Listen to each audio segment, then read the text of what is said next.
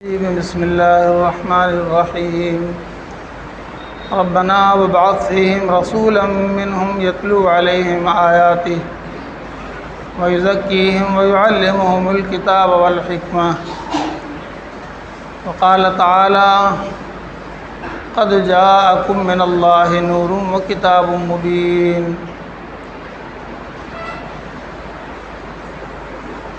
اللهم صل على سيدنا ونبينا ومولانا محمد النبي الأمي وعلى آله وبارك وسلم تسلیما کثیرا کثیرا۔ اللہ رب العزت کا ارشاد ہے کہ ابراہیم علیہ نبینا علیہ السلام نے دعا فرمایا تھا کہ اے ہمارے رب ان میں اپنا رسول بھیج دے جو ان کے سامنے اللہ کی آیات کی تلاوت کریں اور ان کے دلوں کو پاک کریں، انہیں کتاب کی تعلیم دیں، حکمت کی باتیں بتلائیں۔ اور اللہ تعالیٰ نے ارشاد فرمایا قد جاءکم من اللہ، بے شک آ گئے تمہارے پاس اللہ کی طرف سے نور اور کھلی ہوئی کتاب۔ میرے بزرگوں اور دوستوں، ربیع الاول کے مہینے کی مناسبت سے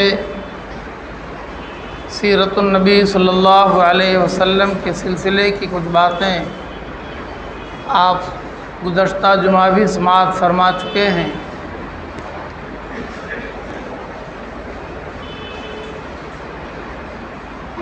اللہ کے خلیل ابراہیم علیہ السلام نے ہزاروں سال پہلے ایک دعا فرمایا تھا جب اللہ تعالیٰ نے انہیں اولاد عطا فرمایا، بڑھاپے میں جب انسان اولاد سے مایوس ہو جاتا ہے تو اس وقت میں ابراہیم علیہ السلام نے ایک خاص دعا فرمایا تھا کہ میری اولاد میں اللہ تعالیٰ وہ اپنا آخری رسول بھیج دے جو تجھے سب سے زیادہ محبوب ہے اور جو اس کائنات کے وجود کا سبب ہے۔ پھر انبیاء آتے رہے جاتے رہے، آپ سن چکے کہ تقریباً 650 سال تک نبیوں کا آنا بند رہا، حالانکہ اس سے پہلے ایک وقت میں بہت انبیاء تھے۔ ایک گھر میں کئی بھائی نبی ہوتے تھے۔ اسحاق علیہ السلام بھی نبی، اسماعیل علیہ السلام بھی نبی، یعقوب علیہ السلام کی اولاد میں انبیاء، موسیٰ علیہ السلام ان کے بھائی، ہارون نبی۔ لیکن عیسیٰ علیہ السلام کے اٹھا لیے جانے کے بعد سے نبیوں کے آنے کا سلسلہ بند ہوا تو 650 سال تک کوئی نبی زمین پر نہیں آئے۔ اور جو حالات ہو سکتے ہیں دنیا کے وہ سب ہو گئے، آپ جان چکے ہیں۔ کائنات کی ایک چیز خالق کائنات کی طرف آس لگائے دیکھ رہی تھی کہ اے پیدا کرنے والے مالک، تیری دنیا کا جو یہ نقشہ بگڑا ہے اس کے سنورنے اور سدھرنے کی کیا صورت ہو سکتی ہے؟ وہ تیرا محبوب کب آئے گا جس کے ذریعہ تو اپنی دنیا کو پھر سے سجائے گا، بنائے گا؟ یہ دنیا تو اب بگڑ چکی ہے، رہنے کے لائق بھی نہیں۔ پھر آپ نے یہ بھی سماعت فرمایا کہ رات کی تاریکی دور ہونے کے اشارات ملنے لگے، کفر و ضلالت اب رخصت ہوگی اور اللہ کی ہدایت کا نور پھیلے گا، یہ اشارات ملنے لگے۔ اور اس میں ایک بڑا اشارہ تھا واقعہ فیل کا، جو آپ نے گزشتہ جمعہ سماعت فرمایا۔ کہ بہت بڑے متکبر اور غرور کرنے والے بادشاہ نے اپنے طاقت کے زوم میں اپنے لاؤ لشکر کے ساتھ، ہاتھیوں کے ساتھ اللہ کے گھر کو ڈھانے کے لیے چلا، اور اللہ تبارک و تعالیٰ نے اپنی قدرت کاملہ دکھلا کر اسے تہس نہس کر دیا۔ جو ایک چھوٹی سی سورہ الفیل کے اندر اللہ تعالیٰ نے اس کو بیان کیا، سب کو معلوم ہے، سب کو یاد ہے۔ یہ اشارات تھے کہ اب دنیا میں کچھ اچھا ہونے والا ہے، اب دنیا سے برائیاں خرابیاں مٹنے والی ہیں، اب ظالموں کا ظلم اور نہیں چلے گا، متکبروں کا غرور خاک میں ملے گا، طاقت والوں کا گھمنڈ ٹوٹ جائے گا۔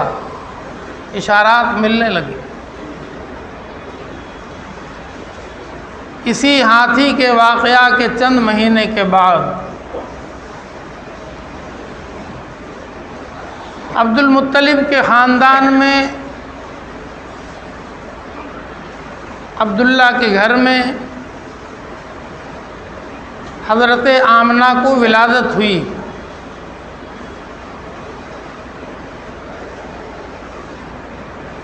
ولادت سے پہلے حضور کے والد عبداللہ اس دنیا سے چند مہینے پہلے جا چکے تھے۔ اللہ تعالیٰ کو ان سے یہی کام لینا تھا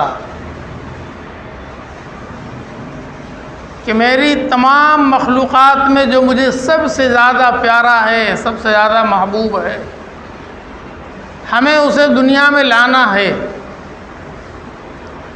اور دنیا میں آنے کا جو طریقہ ہم نے بنایا ہے سوائے آدم علیہ السلام کے، باقی سب کا ایک ہی طریقہ ہے کہ سب کو ایک ہی راستے سے آنا، ایک ہی طریقے سے دنیا میں آنا۔ تمام انبیاء کرام اسی طرح آئے، تمام اولیاء کرام کو اسی طرح آنا، تو میرے محبوب کو بھی آنا۔ اس کے لیے اللہ تعالیٰ نے عبداللہ کو چنا، اور ان کا نطفہ حضور کے والدہ محترمہ میں منتقل ہو گیا۔ اب عبداللہ کا کام پورا ہوا۔ اللہ تعالیٰ نے عبداللہ کو اپنے پاس بلا لیا، اور حضور پاک صلی اللہ علیہ وسلم کی ولادت باسعادت حضرت آمنہ کے شکم سے ربیع الاول کی 9 تاریخ یا 12 تاریخ کو ہوئی۔ اگرچہ ولادت کا طریقہ تو وہی ہے، لیکن جو اشارات خاص طور پر دکھائی دیے ملے وہ بتا رہے تھے کہ یہ اور انسانوں کی طرح نہیں، جو خوبیاں، جو کمالات ان کے اندر اللہ نے رکھے ہیں وہ دوسرا اس کو پا نہیں سکتا، وہ دوسروں کے لیے نہیں۔ بی بی آمنہ فرماتی ہیں کہ جب آپ میرے شکم میں تھے تو ایک روز میں نے خواب میں دیکھا کہ ایک نور، ایک روشنی نکلی میرے اندر سے، میرے جسم سے، اور اس روشنی میں نے شام کے محلات کو دیکھے۔ یہ اشارہ تھا کہ آمنہ تمہیں مبارک ہو، تمہارے شکم میں پلنے والا بچہ جو دنیا میں آئے گا اس کی روشنی سے پوری دنیا جگمگا اٹھے گی، پوری دنیا سے وہ تاریکی کو، اندھیرے کو دور کر دے گا۔ یہ اشارہ تھا۔ فرماتی ہیں کہ تمام عورتیں اپنے پیٹ میں پلنے والے بچے کا بوجھ 9 مہینہ تک سہتی ہیں، وہ معمولی بوجھ نہیں ہوتا ہے، وہ معمولی درد نہیں ہوتا ہے، لیکن اللہ پاک نے آپ کو سارے عالم کے لیے رحمت بنایا تھا، وہ آپ اپنی والدہ کے لیے زحمت ہو ہی نہیں سکتے تھے۔ فرماتی ہیں کہ کبھی بھی اتنی مدت میں، ولادت کے پہلے کبھی بھی کسی بھی وقت میں، دن میں رات میں مجھے کوئی تکلیف کا احساس نہیں ہوا، جو عام طور پر تمام عورتوں کو ہوتا ہے۔ لیکن عورت کے دل میں اللہ تعالیٰ ایک محبت رکھتے ہیں بچوں کے لیے، وہ سب سہ لیتی ہے، بولتی ہیں، مگر درد تو ہوتا ہے۔ بی بی آمنہ کو وہ درد نہیں ہوا، اور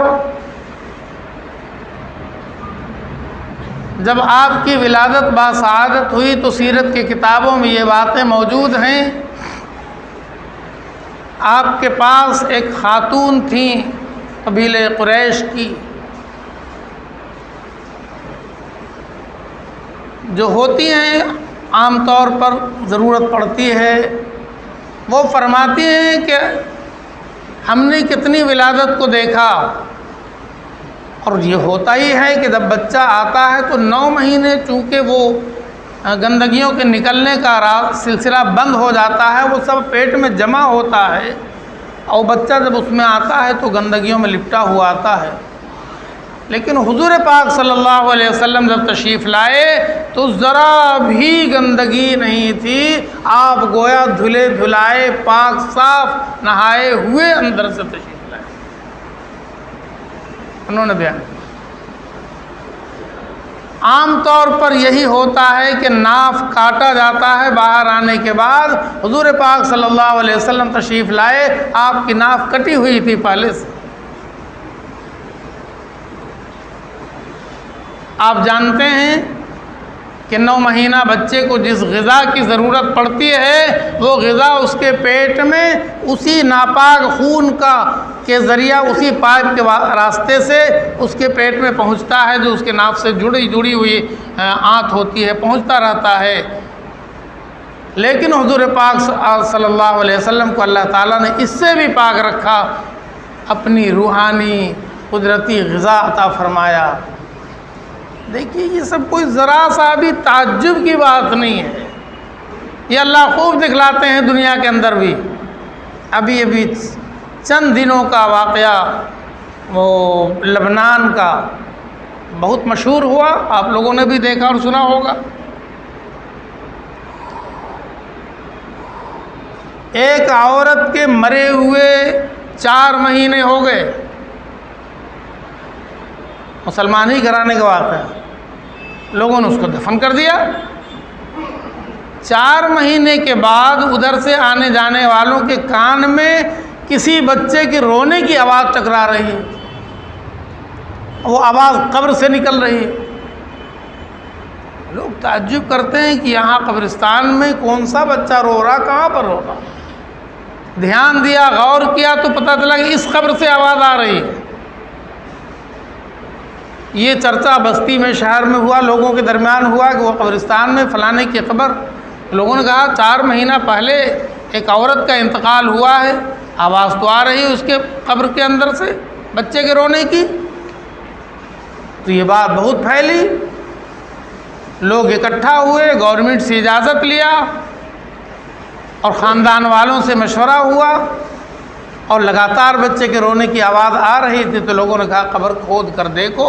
تو لوگوں نے جب قبر کھودا تو ساری دنیا دنگ رہ گئی کہ ایک بچہ ہے جو اس کے عورت کے پیدا ہوا ہے قبر کے اندر، وہی رو رہا ہے۔ عورت کے مرے ہوئے 4 مہینے ہو گئے، اس کے پیٹ میں بچہ تھا، وہ زندہ تھا، پیٹ میں اس کو روح ملی، پیٹ میں اس کو غذا ملتی رہی، قبر کی کوٹھری میں اس کو سانس اللہ تعالیٰ کہاں سے دلاتے رہے، قدرت والے ہیں۔ اور 4 مہینے کے بعد نارملی بچہ پیدا ہوا، وہاں پر کوئی انسان نہیں، کوئی مدد نہیں، کچھ نہیں، اللہ نے اپنی قدرت دکھلایا، بچہ پیدا ہو گیا، اور بچے نے وہاں رونا بھی شروع کر دیا، اور اس کی آواز کو اللہ نے قبر کے باہر لوگوں کو سنایا، اور لوگوں نے قبر کھود کر اس بچے کو نکالا۔ تصویریں آ رہی ہیں موبائل میں، وہ لوگ جشن منا رہے، بچے کو ہاتھ میں لے کے قبر سے باہر نکل رہے ہیں، دکھا رہے ہیں۔ اللہ آج بھی اپنے قدرت کاملہ کو دکھلا رہے ہیں کہ لوگوں مان لو، وہ خالق کائنات ہے، وہ اپنی کائنات کے پیدا کرنے میں کسی قانون کا محتاج نہیں ہے، تمہاری عقل نہیں پہنچ سکتی وہاں تک، کہ وہ اللہ جس کو جیسے چاہے پیدا کرے۔ اس نے نہ کسی وہ پیدا ہونے کا قانون اور نہ کسی کے مرنے کا قانون، ایسا کچھ نہیں ہے کہ وہ قانون کا محتاج ہے۔ وہ اپنی قدرت کاملہ سے جیسے چاہے کسی کو زندہ کرے اور کسی کو موت دے۔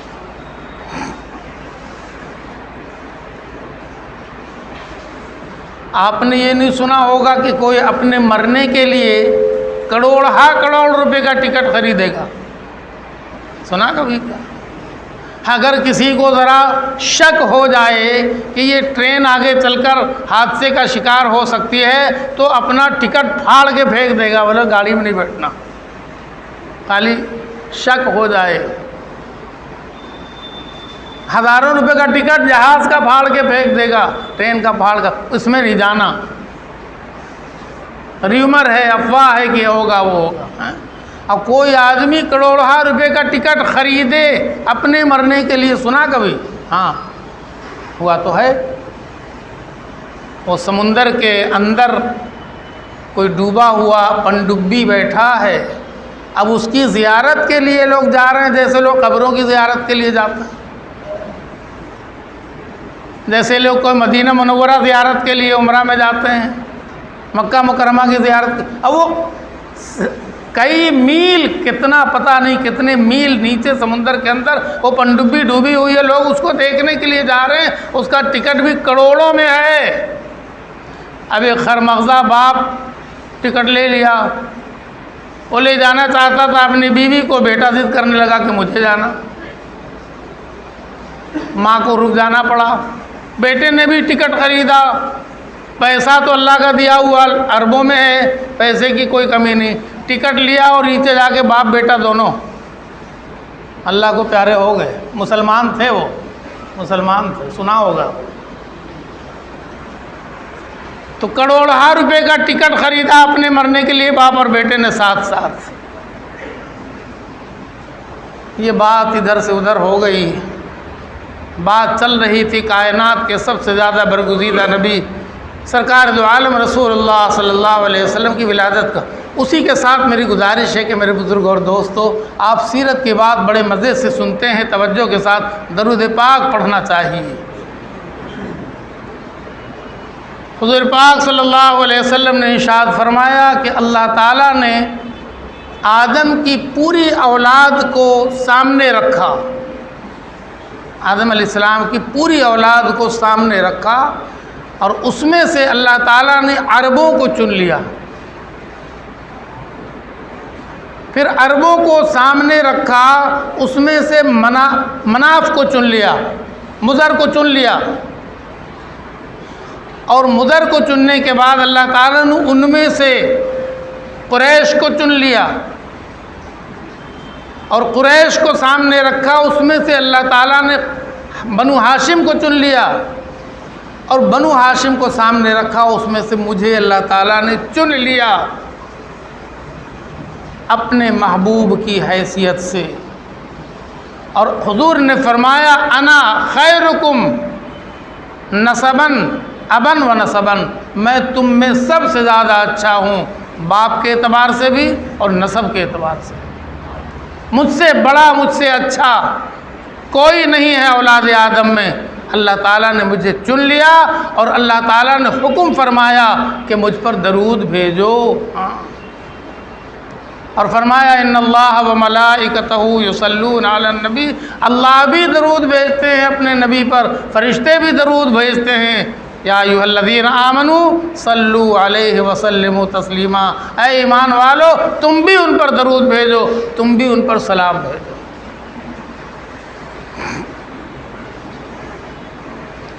آپ صلی اللہ علیہ وسلم کی ولادت باسعادت ہوئی تو فرماتی ہیں بی بی آمنہ کہ میرا کمرہ ایک دم سے خوشبو سے بھر گیا،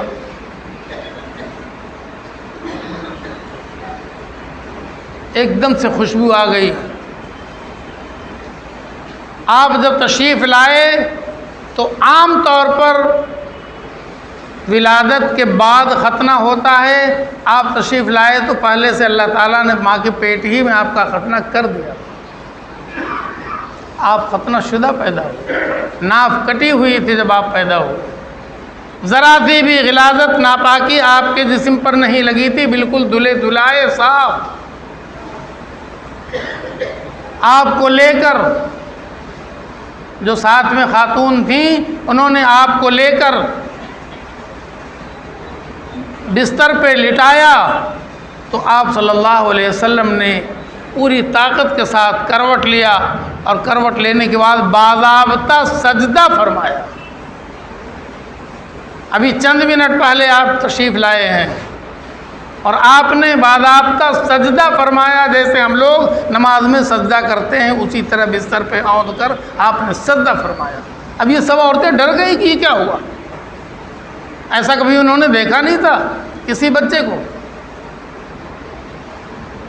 آپ نے سجدہ بھی فرمایا اور سجدے سے سر اٹھا کر ایک ہاتھ داہنا اوپر اٹھا کر شہادت انگلی سے اشارہ کیا۔ یہ سب اشارات تھے، بتا رہے تھے کہ کچھ ہونا ہے۔ اب وہ زمانہ گیا جب لوگ سینکڑوں اور ہزاروں کی پوجا کرتے ہیں، اب تو ایک اللہ کی پرستش ہوگی، اور اب تو ایمان والوں کا سر سجدے میں جھکے گا۔ یہ بتا دیا کہ میں نماز لے کر آیا ہوں، تم سب کو نماز پڑھنا ہے۔ کہ آپ نے پیدا ہوتے ہی اعلان فرما دیا کہ اب ایمان والے کا سر صرف اللہ کے آگے جھکے گا، اور ایمان والے کا یہ یقین بنے گا، یہی سجدہ ہمیں کامیابی دلاتا ہے۔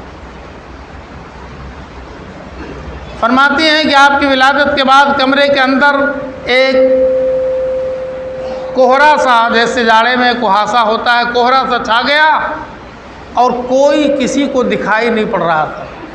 آپ بستر پہ تھے، آپ بھی دکھائی نہیں پڑ رہے تھے۔ اسی میں سے آواز آئی کہ ان کو پوری دنیا میں مشرق سے مغرب، شمال سے جنوب گھما دو، اور جتنے انبیاء کرام آئے ہیں ہر نبی کے اندر جو الگ الگ کچھ خوبیاں تھیں، وہ سارے نبیوں کی الگ الگ خوبیاں ان کے اندر اکیلے اکٹھا کر دو۔ یہ اسی دھن میں سے آواز آئی۔ کسی نے اسی بنیاد پر کہا ہے، حسن یوسف دم عیسیٰ ید بیضا داری، آنچ خوباں ہمہ دارند تو تنہا داری۔ وہ یوسف علیہ السلام کا حسن ہو، یا موسیٰ علیہ السلام کا عصا ہو، یا عیسیٰ علیہ السلام کا دم کرنا اور پھونکنا ہو، یہ ساری خوبیاں اللہ تعالیٰ نے آپ کے اندر رکھی، ساری خوبیاں آپ کے اندر اکیلے موجود ہیں۔ آنچ خوباں ہمہ دارند تو تنہا داری۔ ولادت ہو گئی۔ ولادت کے بعد عرب کا ایک دستور یہ تھا کہ دودھ پلانے کے لیے بچوں کو گاؤں میں شہر سے دور بھیجتے تھے۔ اب ان کا اپنا ایک دستور تھا، وجوہات بھی تھے ان کے ساتھ، کہ مکہ مکرمہ میں چونکہ بہت دور دور سے لوگ حج کرنے آتے رہتے تھے، اور پورے سال لوگوں کے آنے جانے کا سلسلہ لگا رہتا تھا، تو ہر طرح کے لوگوں کے آنے کی وجہ سے ماحول بھی بالکل ایک جیسا نہیں ہوتا تھا، اور زبان بھی ایک جیسی نہیں ہوتی تھی، خلط ملط ہوتا تھا، تو زبان کے بگڑنے کا بھی خطرہ ہوتا تھا، اور ماحول کے بھی مقدر ہونے کا ڈر لگا رہتا تھا۔ تو لوگ پیدا ہونے والے بچوں کو شہر سے دور بھیج دیتے تھے تاکہ وہ پاک صاف زبان بھی سیکھ لیں اور اچھی فضا اور ہوا بھی ان کو گاؤں میں مل جائے۔ وہ اتنے دن تک دودھ پئیں گے وہاں گاؤں میں۔ پھر وہ گاؤں والی عورتوں کا یہ پیشہ بھی تھا کہ ان کے پاس ذریعہ معاش کچھ نہیں تھا، وہ شہر کے بچوں کو دودھ پلاتی تھیں، تو 2 سال 2.5 سال 3 سال تک بچوں کے رکھنے اور پرورش کرنے کا جو خرچہ ہوتا تھا یہ ملتا تھا ان کو، یہ ان کا ایک طرح کا ذریعہ معاش بھی تھا، یہ سلسلہ چل رہا تھا۔ اب آپ کی ولادت کے وقت بھی کافی عورتیں آئی ہوئی تھیں، اچھے اچھے گھرانے کی عورتیں آئی ہوئی تھیں، کھاتے پیتے گھرانے کی عورتیں آئی ہوئی تھیں، اور جب آئیں تو انہوں نے معلوم کیا مکہ میں کس کے گھر ولادت ہوئی ہے، اور انہوں نے جا کر کے اچھے اچھے گھرانے سے بچوں کو لے لیا، تاکہ اس امید پر کہ اچھا سے اچھا مال ملے گا، معاوضہ ملے گا، اجرت ملے گی۔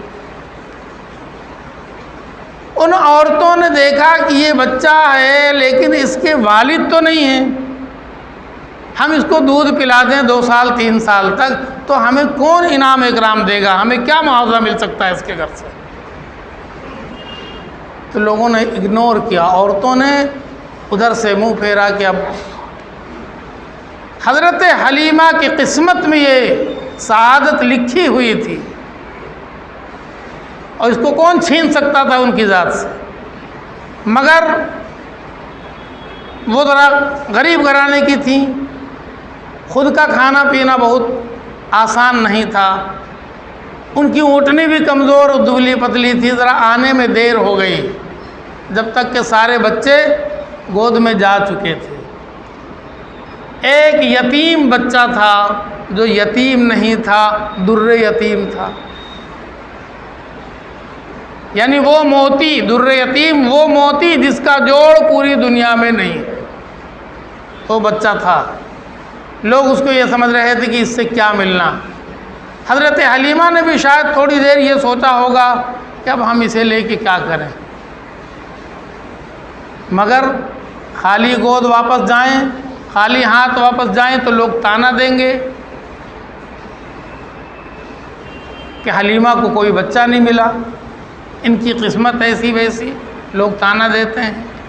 تو شوہر سے مشورہ کر کے انہوں نے اللہ کے لاڈلے محبوب، کائنات کے سب سے اچھے برگزیدہ نبی ہونے والے نبی، اللہ تعالیٰ نے سعادت حضرت حلیمہ کو بخشا، انہوں نے ان کو گود میں لے لیا۔ بس یہی امتحان کا پرچہ تھا جس میں حلیمہ 100 نمبر سے کامیاب ہو گئی۔ اب تو نقشہ ہی بدل گیا، احساس ہونے لگا کہ میرے اندر طاقت ہے، میرے اندر بہت حوصلہ ہے۔ انہوں نے لیتے ہی دودھ میں لگایا تو شکم سیر ہو کر حضور نے نوش فرمایا۔ انہوں نے چاہا دوسری طرف سے پی لیں، حضور نے منہ نہیں لگنے دیا، منہ نہیں لگایا۔ بہت کوشش کیا حضرت حلیمہ نے، منہ نہیں لگایا۔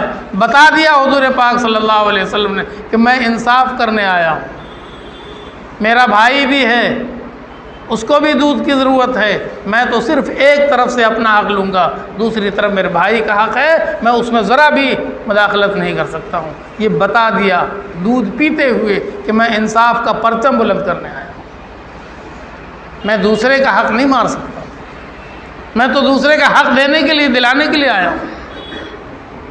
یہ منظر حضرت حلیمہ نے دیکھا، وہ بھی چونک گئی۔ بچہ تو دودھ پینے کے لیے جھپٹتا ہے، مگر انہوں نے کوشش کے باوجود دوسری طرف منہ نہیں لگایا۔ ادھر ان کے شوہر اپنی اونٹنی کو دو رہے تھے کہ ہم لوگ بھی تھوڑا دودھ پی کر، تھوڑا سا شکم سیر ہو کر پھر ہم لوگ واپسی کا ارادہ کریں گے۔ اور ادھر سے جب لوٹے ہیں تو ان کا چہرہ بھی خوشی سے کھلا ہوا تھا، حضرت حلیمہ کا چہرہ بھی دمک رہا تھا۔ دونوں نے ایک دوسرے کا آمنا سامنا کیا تو اپنی اپنی کیفیت بتایا۔ حضرت حلیمہ نے اپنی کیفیت بتایا کہ آج تو میرا منظر ہی کچھ دوسرا ہے۔ تو انہوں نے کہا کہ ادھر بھی کہانی دوسری ہے، یہ اونٹنی جس کو اتنا بھی دودھ نہیں ہوتا تھا کہ ہم تھوڑا تھوڑا بھی پی لیں، آج تو ہم پی چکے، شکم سیر ہو گئے، اتنا دودھ بچا ہوا ہے، ابھی تو دودھ اور نکلنے کے لیے تیار۔ یہ کیسے ہو گیا؟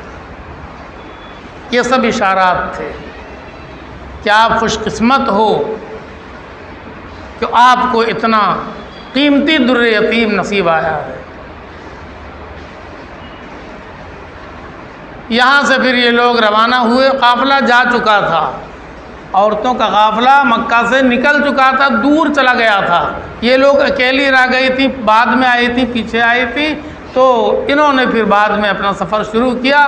اب واپسی میں تو جیسے ان کو پر لگ گیا ہو، سواری تیز چل رہی ہے، اور تھوڑی ہی دیر میں قافلے کو پا لیا اور آگے بھی بڑھ گئے تو قافلہ والے گھور گھور کر دیکھ رہے ہیں، پوچھ رہے ہیں کہ یہ کیا ہوا، یہ آنے میں تو سب سے پیچھے تھے، یہ جانے میں اتنے تیز کیسے ہو گئے؟ پکار کے پوچھا حلیمہ خیریت تو ہے؟ کہا بالکل خیریت ہے۔ حالے اتنی تیزی کیسے ہو گئی؟ آنے میں تو تیزی نہیں تھی۔ کہا آنے میں سواری تو وہی تھی، جانے میں سواری بھی وہی ہے، مگر سوار بدل چکا ہے۔ اب وہ سوار نہیں ہے، اب یہ سوار جو ہے یہ کائنات کا سب سے قیمتی سوار ہے، جس کو تم لوگوں نے پیسوں کی لالچ میں چھوڑا تھا، اللہ نے وہ میرے مقدر میں لکھا، اور یہ میری سعادت ہے کہ ایسا نصیب کھلا ہے میرا۔ یہ رضاعت کا معاملہ تھا۔ آپ جب اس قبیلے بنو سعد میں پہنچے جہاں پہلے سے سوکھا پڑ رہا تھا، بارش نہیں ہو رہی تھی، درخت مرجھا چکے تھے، زمین مر چکی تھی، چرند پرند ہکا رہے تھے، پانی کو ترس رہے تھے، سرکار دو عالم رسول اللہ صلی اللہ علیہ وسلم اور قبیلہ وہ حضرت حلیمہ کے قافلہ کو پہنچتے ہی وہاں جھماجھم بارش ہوئی، زمین کو زندگی مل گئی، پیڑوں کو ہریالی مل گئی، چرند و پرند کے پیاس بجھ گئے، نقشہ ہی بدل گیا۔ یہ بتانا مقصود تھا کہ لوگوں سن لو، سرکار دو عالم رسول اللہ صلی اللہ علیہ وسلم کی آمد ایسی ہی بابرکت آمد ہوتی ہے۔ تم اپنی زندگی میں خوشحالی لانا چاہتے ہو تو حضور کے دین کو اپنی زندگی میں لے آؤ، خوشحالی تمہاری زندگی میں بھی آئے گی۔ حضور کی شریعت کو اپنے گھروں میں جمع کرو، تمہارے گھر میں بھی دین پھیلے گا اور خوشحالی آئے گی، فارغ البالی آئے گی، اور اللہ تعالیٰ کی طرف سے حیات جاویدہ ملے گی تمہیں بھی۔ جو حضور کے تشریف لے جاتے ہی وہاں پر خوشحالی قبیلہ بنو سعد میں آ گئی۔ رضاعت کی مدت عام طور پر 2 سال ہوتی ہے، لیکن اس 2 سال میں حضرت حلیمہ نے حضور پاک صلی اللہ علیہ وسلم کو جس انداز سے دیکھا، اب تو ان کا دل نہیں چاہتا تھا کہ یہ واپس اپنی ماں کے پاس جائیں، لیکن دستور کے مطابق انہیں واپس ماں کے پاس پہنچایا، پھر مانگ کر کے لے آئیں کہ ابھی میرے پاس کچھ دنوں اور چھوڑ دیجیے، ماں نے پھر دے دیا۔ اس بیچ میں حضرت حلیمہ نے بھی اور ان کے خاندان کے لوگوں نے بھی جو نقشہ دیکھا وہ عام طور پر دوسرا ہی نقشہ تھا، وہ بھی سمجھ گئے کہ یہ کچھ ہونہار ہے۔ بہرحال مدت رضاعت پوری ہونے کے بعد یہ واپس اپنی ماں کے پاس آئے اور ماں ان کو لے کر میکے مدینہ منورہ چلی گئیں۔ اس وقت میں آپ کی عمر کوئی 5-6 سال کی ہو چکی تھی۔ مدینہ منورہ سے واپسی میں ایک مقام آتا ہے ابوا۔ اس وقت میں آبادی اتنی زیادہ نہیں تھی، چھٹ پٹ لوگ یہاں وہاں بسے ہوئے تھے۔ اسی مقام ابوا پر حضرت آمنہ ٹھہری ہوئی تھیں، ساتھ میں ام ایمن بھی تھیں، اور ان کو کچھ تکلیف ہوئی، بخار آیا اور آمنہ کا انتقال ہو۔ 6 سال کی عمر ہے۔ اس مصلحت کو اللہ کے سوا کوئی نہیں جانتا، بس ہم اتنا جانتے ہیں کہ اللہ اپنی کائنات کو بنانے اور بگاڑنے کا خود مصلحت جانتا ہے، اور اللہ تعالیٰ یہ دکھانا چاہتا تھا کہ ہم اپنے محبوب کی پرورش و تربیت خود بذات خود کریں گے، اس لیے کہ جتنی خوبیاں آپ کے اندر ہوں گی، ان خوبیوں کو کوئی باپ ماں کی طرف منسوب نہ کرے، استاد کی طرف منسوب نہ کرے کہ ان کے اندر جو خوبیاں ہیں اس میں ان کی ماں کو دخل ہے، یا ان کے باپ کو دخل ہے، یا ان کے استاد کو، پیر صاحب کو دخل ہے کہ انہوں نے ان کو اتنا اچھا بنایا۔ اللہ تعالیٰ اعلان کرنا چاہتے تھے میں اپنے محبوب کی تربیت خود کروں گا اور ساری خوبیاں میں خود اپنے محبوب کے اندر رکھوں گا۔ اس لیے پہلے باپ کو اٹھا لیا، اب 6 سال کی عمر میں ماں کو اٹھا لیا، لیکن جو کچھ ہوتا ہے فطری طور پر اس سے انکار نہیں کیا جا سکتا ہے۔ اس وقت میں جو آپ پر گزری ہے بات، جو سیرت کی کتابوں میں لکھا ہوا ہے، موجود ہے، ہم بیان نہیں کر سکتے۔ جنگل میں، بیابان میں، ویرانے میں، سفر میں ایک خادمہ ساتھ رہ جائے اور ماں چلی جائے، اور اس 6 سال کے بچے کی نظر کے سامنے لوگ اس کو زمین میں دفن کر دیں، وہ بچہ برداشت کر لے گا؟ جو کیفیت تھی وہ کتابوں میں لکھی ہوئی ہے۔ آپ یا امی کہہ کے بلکتے تھے اور قبر کے پاس چلے جاتے تھے۔ ام ایمن روکتی تھی اور پھر ہاتھ چھوڑا کے چلے جاتے تھے کہ میری ماں قبر کا، باپ کو تو ہم نے دیکھا نہیں، ماں کو بس اتنی 6 سال دیکھا اور یہ قبر میں چلی گئی، لوگوں نے مٹی ڈال دیا اوپر سے۔ اب وہ ام ایمن پر کیا بیتی ہوگی، حضور پر کیا گزری ہوگی، وہ کیوں ایسا ہوا، وہ اللہ جانتا ہے۔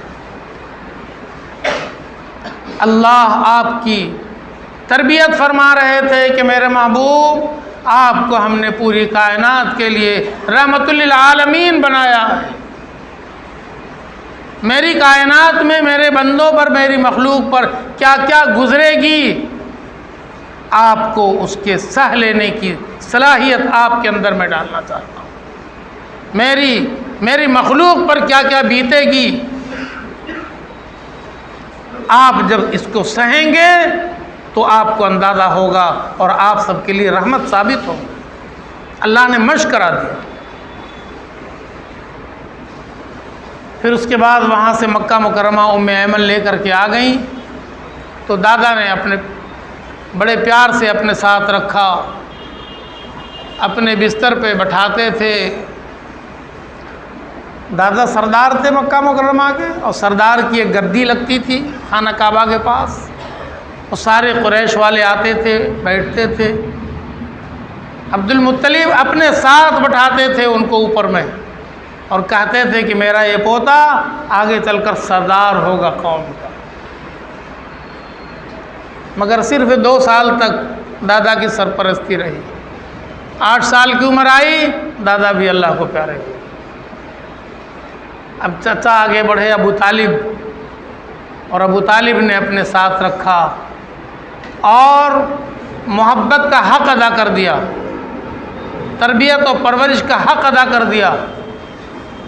شاید کوئی چچا اپنے بھتیجے کے ساتھ اتنا حسن سلوک کرتا ہو جتنا ابو طالب نے سرکار دو عالم صلی اللہ علیہ وسلم کے ساتھ اچھا سلوک کیا ہے۔ وہ الگ بات ہے کہ وہ آپ کے دین کو نہیں مانے، آپ کی شریعت پر ایمان نہیں لائے، آپ پر کا کہا ہوا کلمہ ابو طالب نے نہیں پڑھا، جس کا صدمہ بہت بڑا صدمہ حضور پاک صلی اللہ علیہ وسلم کو پہنچا، لیکن سب کے باوجود ابو طالب نے حضور کی تربیت و پرورش میں ذرہ برابر کوتاہی نہیں کیا۔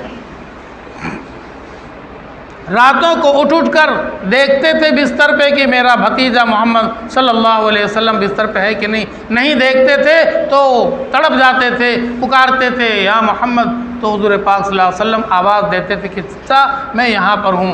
تنہائی میں حضور پاک صلی اللہ علیہ وسلم سجدہ کر رہے ہوتے تھے اور نماز پڑھ رہے ہوتے۔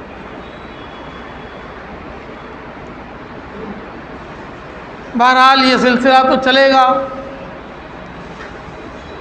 اس میں ہمارے لیے آپ کے لیے ایک سبق ہے بزرگوں کہ حضور کی ولادت ربیع الاول میں ہوئی ہے 9 تاریخ یا 12 تاریخ، تو ہم صرف یہ تاریخ کو یاد کر کے ان تاریخوں میں کچھ خاص کام کر کے ہم اللہ کے نبی سے وفاداری کا ثبوت نہیں دے سکتے۔ کوئی کہے کہ میں بڑا جلوس نکالتا ہوں اور میں بہت گیت گاتا ہوں، نظمیں نعتیں پڑھتا ہوں، تو میں بہت محبت کرنے والا ہوں، یہ محبت کا طریقہ ہو ہی نہیں سکتا۔ ہم جتنا بھی جو کچھ بھی کر لیں صحابہ کرام کی محبت کا ذرہ نہیں پا سکتے ہیں۔ صحابہ کرام نے جو حضور پاک صلی اللہ علیہ وسلم کے ساتھ محبت کا ثبوت دیا ہے، لیکن کبھی صحابہ کرام کی زندگی میں کسی بھی صحابی کے بارے میں اور کسی بھی خلیفہ کے بارے میں کسی زمانے میں کوئی نہیں بتا سکتا ہے کہ ربیع الاول میں انہوں نے کبھی کوئی جلوس بھی نکالا ہو۔ محبت کا سب سے بہترین طریقہ تو یہ ہے کہ امت اللہ کے نبی پر کثرت سے درود بھیجے، کثرت سے درود بھیجے، اپنے جہاں بھی ہے، اپنے گھر میں ہو، سڑک پر ہو، دکان میں ہو، کارخانے میں ہو، ملازمت میں ہو، جہاں بھی ہو، گاڑی میں ہو، سفر میں جہاں بھی ہو، وہ اللہ کے نبی پر چپکے چپکے درود بھیجتا رہے۔ وہ سب اللہ جان رہے ہیں، اللہ کے نبی صلی اللہ علیہ وسلم کو درود پہنچ رہا ہے۔ اس سے نبی کی محبت امت کے دل میں پیدا ہوگی، اور امت کی محبت اللہ کے نبی کے دل میں ہے اور ہوگی۔ لیکن جو کچھ ہوتا ہے وہ بہت صدمے کی بات ہے۔ سن لیجئے گا، میں بھی برابر سنتا ہوں، آپ کو بھی سناتا ہوں، سن لیجئے گا۔ جب بڑا بڑا کیک بن کر آئے گا اور تلوار سے کاٹا جائے گا، ہیپی برتھ ڈے یا رسول اللہ کا نعرہ لگے گا، اور کیک کے چاروں طرف طواف کیا جائے گا، اور لڑکیاں ہائے ہائے ہائے لڑکیاں اس بری طرح ڈانس کرتی ہیں، اس بری طرح ناچتی ہیں، یا رسول اللہ کہا کہ فرشتے بھی شرماتے ہوں گے، چرند و پرند بھی شرماتے ہوں گے کہ یہ انسان اتنا گر سکتا ہے کہ نبی کی پیدائش کے موقع پر محبت کا ڈنکا پیٹنے کے لیے یہ لڑکیاں ڈانس کر رہی ہیں، اور یہ بڈھے ہرا ہرا کپڑا پہن کر یہ تلوار سے کیک کاٹ کر ہیپی برتھ ڈے یا رسول اللہ منا رہے۔ یہ کوئی محبت کا طریقہ ہے؟ کبھی نہیں ہو سکتا ہے۔ محبت کا طریقہ تو یہ ہے کہ اللہ کے نبی کی عقیدت و محبت دل میں ہو، آپ پر کثرت سے درود پڑھا جائے، اور اللہ کے پیارے نبی نے جو دین و شریعت لایا ہے، جو نور ہے، ہم اس کی روشنی میں اپنی زندگی کو سنوارنے کی کوشش کریں۔ نور کا کیا مطلب ہوتا ہے؟ اگر کسی کے ہاتھ میں روشنی دے دیا جائے تو اس کا کیا کام ہے؟ بھائی روشنی ہے تو راستہ دیکھ کے صحیح راستہ جاؤ، گرو نہیں، مرو نہیں، پڑو پیر نہ ٹوٹے، ہاتھ نہ۔ روشنی کا یہ مطلب یہ نہیں کہ ہاتھ میں روشنی مل گئی تو آپ ڈانس کرنے لگ جائیے کہ یہ روشنی مل گئی، روشنی مل گئی، روشنی، یہ نہیں ہو۔ آپ کے پاس نور آیا ہے اللہ کی طرف سے تاکہ آپ اپنی زندگی کا راہ ڈھونڈ لیں، راستہ تلاش کر لیں، اس راستے پر چلیں۔ اللہ تعالی ہم سب کو اچھے عمل کی توفیق عطا فرمائے۔